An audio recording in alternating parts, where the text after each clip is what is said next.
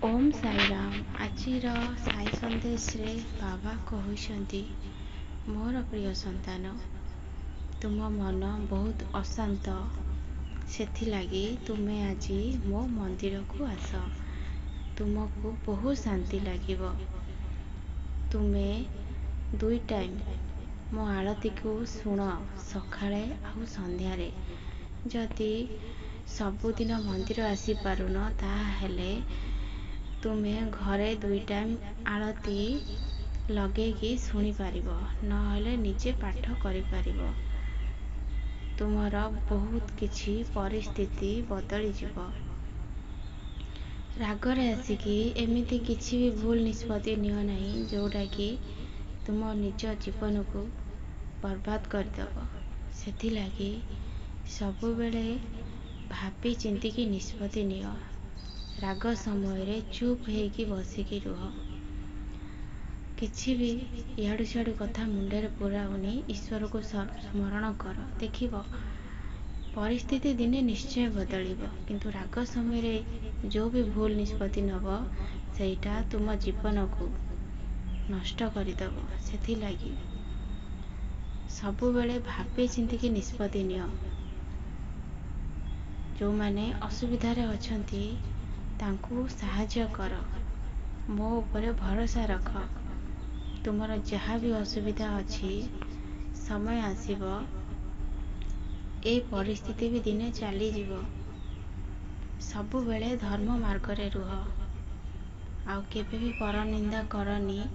ସବୁବେଳେ ସତ୍ୟ ବଚନ କୁହ।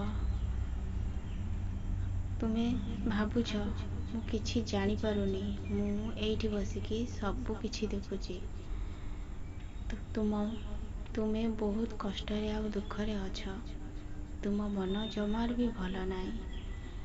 ତୁମେ ତୁମ ଜୀବନରେ ବହୁତ ବଡ଼ ଧୋକା ଖାଇଛ, ଯେଉଁଥିପାଇଁ କି ତୁମେ ସବୁବେଳେ ଛଟପଟ ହେଉଛ।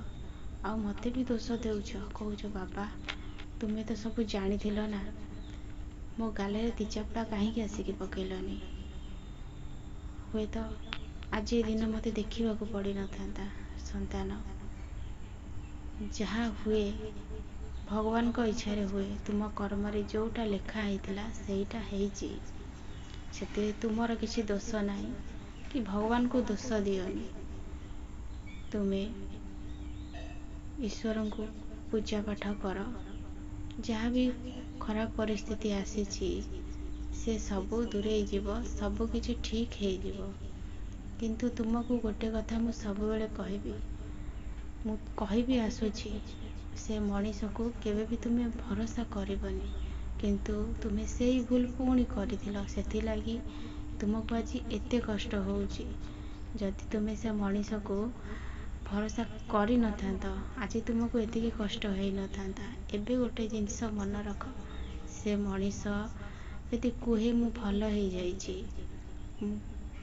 ସେ କଥାରେ ତୁମେ ଆଉ ଧ୍ୟାନ ଦେବନି। ତୁମେ କହିବ, ହଉ ମୁଁ ଭଗବାନଙ୍କୁ ଡାକୁଛି, ତୁମେ ଭଲ ହେଇଯାଅ। ଭଲ ହେବାଟା ତ ବହୁତ ଭଲ, କିନ୍ତୁ ସେ ମଣିଷ ଉପରେ ତୁମେ କେବେ ଭରସା କରିବନି, କି ତାଙ୍କୁ ତୁମର ମନ କଥା କେବେ ବି କହିବନି। କାହିଁକି ନା ତୁମେ ସମସ୍ତଙ୍କ ଆଗରେ ବହୁତ ଛୋଟ ହେଇଯିବ। ସେଇ ଲୋକ ତୁମକୁ ସମସ୍ତଙ୍କ ସାମ୍ନାରେ ଛୋଟ କରିଦେବ। ସେଥିଲାଗି ତୁମେ ଯେମିତି ଅଛ ଭଲ ଅଛ।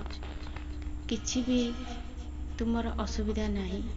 ସେଥିଲାଗି ସେ ମଣିଷ କଥାରେ କେବେ ବି ପଡ଼ିବନି। ଖୁସିରେ ରୁହ। ତୁମର ମଙ୍ଗଳ ହେବ।